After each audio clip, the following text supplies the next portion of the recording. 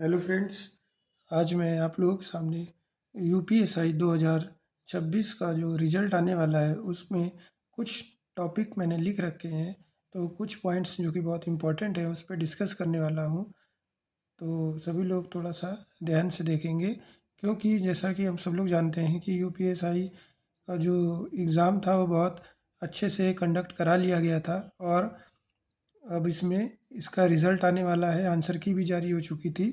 अब इसमें रिज़ल्ट आएगा और उसके बाद जो है पीटी की और डीवीपीएसटी ये सब होने का आगे पूरा पूरा संभावना है कि बहुत जल्द ये हो जाएगी। अब चलिए अब इसमें डिस्कस करते हैं कि कब तक क्या क्या होने की संभावना है। ठीक है, देखिए, जैसा कि अभी एक नोटिस आया हुआ है, तो उस नोटिस में कमेटियाँ तो पूरी गठित हो चुकी है और कमेटी में कौन कौन अधिकारी होंगे वो भी सब, उन सब के नाम और किस स्तर के होंगे वो सब कुछ बाकायदा मतलब उसमें ऑफिशियल नोटिस में दिखाया गया है। ठीक है, तो उसमें सब कुछ बता दिया गया है। अब उसके अकॉर्डिंग क्या होना है,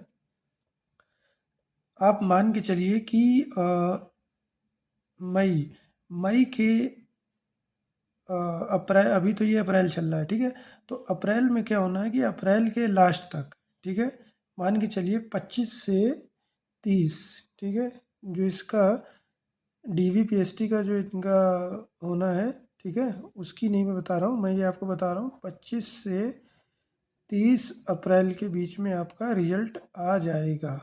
ठीक है, 25 से 30 अप्रैल के बीच में आपका रिजल्ट आ जाएगा। ठीक है, जो रिटर्न हुआ था उसका रिजल्ट आ जाएगा 25 से 30 अप्रैल। अब इसके बाद जो डीवीपीएसटी की जो नोटिस आई है उसमें क्या दिया हुआ है, उसमें डेट दी गई हुई है अप्रॉक्स 17 मई।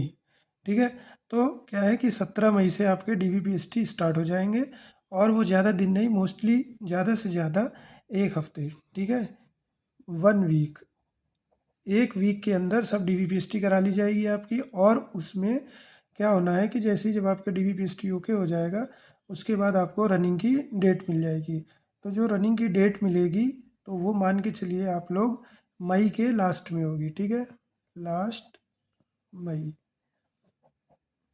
तो ज़्यादा समय आप लोगों के पास नहीं बचा है। अप्रैल में लास्ट में रिजल्ट आपका आ जाएगा, फिर डीवीपीएसटी आपकी हो जाएगी। और जैसे ही ये होगी तो उसके 10 से 12 दिन के बाद आपका मान के चलिए लास्ट मई में आपका क्या होना है, रनिंग शुरू हो जाएगी। ठीक है, रनिंग आपकी स्टार्ट हो जाएगी। तो अब मुश्किल से आपके पास कितना है, मुश्किल से 1 महीना बचा हुआ है। ठीक है, रनिंग के लिए 1 महीना बचा हुआ है। मई लास्ट से आपकी रनिंग शुरू हो जाएगी। और रनिंग बहुत इस इस बार की, जैसा कि मौसम है गर्मी में, इतना ईजिली सब बच्चे नहीं पूरी कर पाएंगे। तो जो पहले से प्रैक्टिस कर रहे हैं या अभी तक जिन्होंने प्रैक्टिस करना स्टार्ट नहीं किया है तो वो कम से कम सुबह, और नहीं सुबह हो पा रहा है तो शाम में, जिसको जो भी टाइम कंफर्टेबल लगे उसमें वो अपनी रनिंग स्टार्ट कर दे। क्योंकि रनिंग इजी नहीं है। रनिंग ये मेल के लिए 4.8 किलोमीटर, ठीक है, लगभग 5 किलोमीटर ही आप समझिए इसको, ये इसकी रनिंग करनी है मेल को। कितने टाइम में आपको करना है, 28 मिनट। ठीक है, ये मेल की रनिंग है 4.8 किलोमीटर 28 मिनट में पूरी करना है। और फीमेल को 2.5 यानी कि 2.4, इसी का जस्ट हाफ है, 2.4 किलोमीटर। टाइमिंग क्या है इसकी, 16 मिनट। ठीक है, तो ना ही मेल और ना ही फीमेल, कोई भी रेस इजी नहीं होती है। और जिन्होंने प्रैक्टिस नहीं किया है, अभी ऐसे मौसम में आपको दौड़ा दिया जाए तो इतना तो बहुत ज़्यादा है, आप 1 किलोमीटर भी नहीं भाग पाएंगे। ठीक है, जो ये सच्चाई है और आप सभी जानते हैं, बिना प्रैक्टिस के कोई 1 से 1.5 किलोमीटर भी नहीं भाग पाएगा। ये बिल्कुल आप लिख के ले लो। इसलिए मैं आप सभी लोगों को ये अपनी तरफ से सजेस्ट करता हूँ कि जिन्होंने रनिंग शुरू नहीं की है वो रनिंग स्टार्ट कर दें। ठीक है, रनिंग क्योंकि गर्मी के मौसम में हो रही है। ठीक है, तो आप लोग अभी से स्टेमिना अपना मेंटेन करिए। बहुत से बच्चे रनिंग में फ़ेल होने वाले हैं। ठीक है, रनिंग में बहुत से बच्चे फ़ेल हो जाएंगे, ये बिल्कुल कन्फर्म है। ये बिल्कुल कन्फर्म है कि सबसे ज़्यादा लोग रनिंग में ही फ़ेल होंगे, चाहे वो मेल हो चाहे फीमेल हो, धड़ाधड़ गिरेंगे और वो फेल हो जाएंगे, डिस्क्वालीफाई वहीं से हो जाएंगे, उनका चाहे उन्होंने रिटर्न में कितने भी मार्क्स स्कोर किए हो, नो मैटर, इससे कोई मतलब नहीं है अगर आप रनिंग में फेल हो गए। ठीक है, तो अगर आपकी हाइट है, चेस्ट है, तो सभी लोग अपना रनिंग स्टार्ट कर दीजिए। ठीक, चलिए अब बात करते हैं कट ऑफ के बारे में। कट ऑफ किस किस कैटेगरी की क्या क्या जा सकती है। ठीक है, तो अगर मेल में और फीमेल में अगर आपके जो मैं मार्क्स बताने जा रहा हूँ इतनी आपके मार्क्स रिटर्न में बन रहे हैं आंसर शीट से मैच करने के बाद, तो आप बेझिझक अपनी रेस स्टार्ट कर दीजिए। किसी की भी मत सुनिए, ना ही यूट्यूब चैनल में इधर उधर के फालतू के वीडियोस देखिए और ना ही उसमें अपना टाइम व्यर्थ कीजिए। ठीक है, बिल्कुल ये फाइनल है, आप ये मान के चलिए। ठीक है, क्योंकि अभी क्या है, नंबर ऑफ़ टाइम्स अभी ज़्यादा होगा, इसलिए 5 गुना या 7 गुना होगा। ठीक है, ना 7 गुना तो नहीं होगा, तो 5 गुना तो होना ही होना है।